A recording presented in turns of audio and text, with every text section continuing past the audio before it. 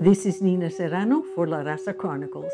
I'm holding this beautiful, beautiful pin that was made by Rafael Jesús González, the poet laureate of Berkeley, California, but also the visual creator of altars and installations. And this magnificent pin, could you tell us how this came about and what it's all about and how you've used it? Yes, Nina, I'd be delighted. It's actually an extrapolation of what we call the Universal Earth Justice Peace Flag. The central image of it is, of course, the, the Earth superimposed upon the sun with the wings of the dove of peace broaching the world. This logo was first created in 1983 when the Livermore Action Group organized the International Day of Nuclear Disarmament. And we needed a logo to unify the movement, the International Day. And I came up with this design. First of all, I might mention that one of the decisions we had to make on when the International Day of Nuclear Disarmament would actually be was a very lengthy process. We worked with a consensus process, and there were all kinds of suggestions of Hiroshima Day, Nagasaki Day, Earth Day, so on and so forth.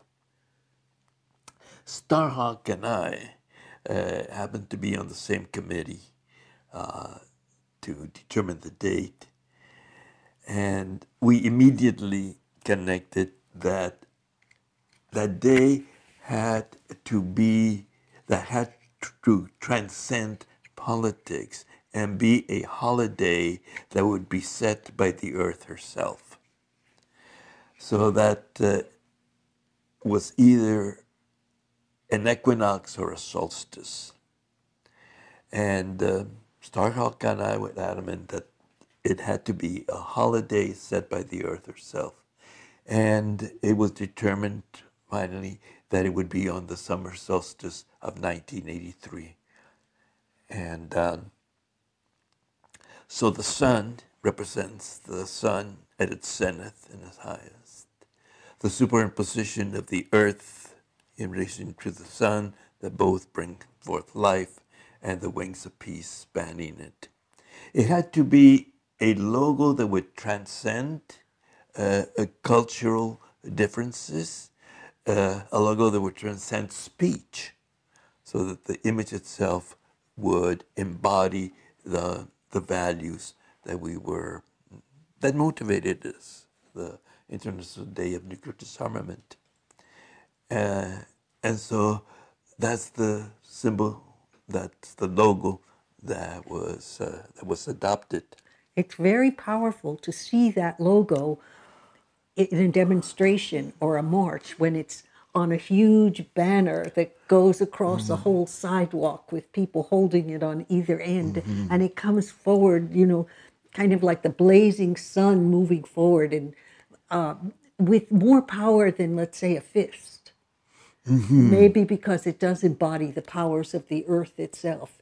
Yes, and it embodies the powers that we have to cultivate in ourselves, which is not power over things, but in harmony with things. Power not over people, but in harmony with people.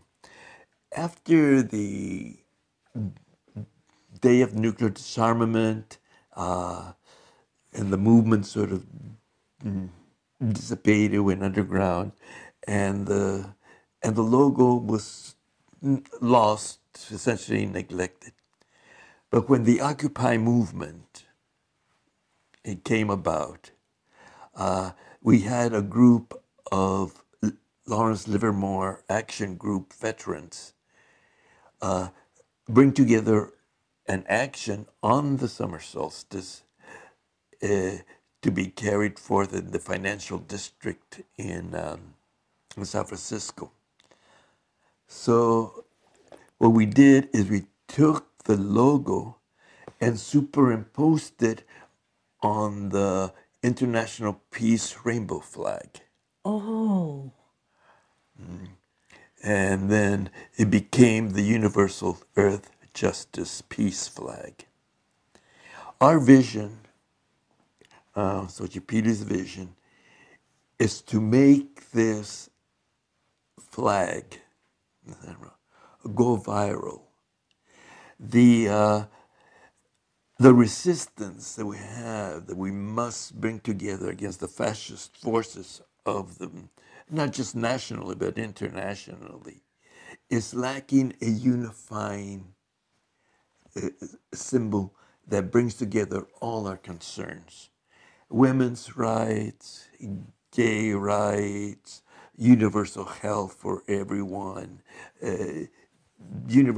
food for everyone, shelter for everyone, all the causes of justice. Bring them together on in a way that is beautiful, that speaks to the heart, and that communicates what we are about. Well, The earth, life, peace. And I myself keep it in my kitchen on the windowsill so that I see it every day, because it brings a certain amount of joy with it. Maybe because the sun is breaking through and the bird of peace is flying off, so that it's, for me, part of my daily life. And the colors, the rainbow in almost all cultures and everything is a symbol of hope, and of beauty and of good fortune. And it's also the harmony and diversity. Yes. It's harmony and diversity. That's what makes the world so it's a joy in to be in, is the diversity in it. If it were all of one pattern or all of one color, it would be extremely boring. Light, pure light, is not very interesting. It's when it bounces off things and becomes refracted into different colors. And that's what we have to have a joy in the diversity of the earth. It's absolute beauty, how it appeals to the senses and to the soul. And our symbols have to be beautiful. They have to be beautiful, they have to be universal, and they have to speak to the heart. Well, you certainly succeeded when you created this symbol. So thank you very much, Rafael Jesús González. And let me mention something that's so important. That symbol and the international universal flag of the earth, justice, and peace is protected by a Creative Commons license, so that anyone can take the symbol, can take the flag, and run with it. Produce it for whoever they want.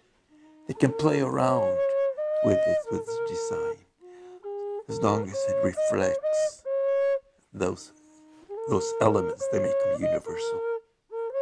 Well, may this banner, this symbol, be seen all over the world.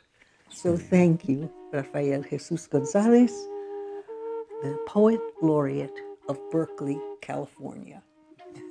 You're welcome, Nina.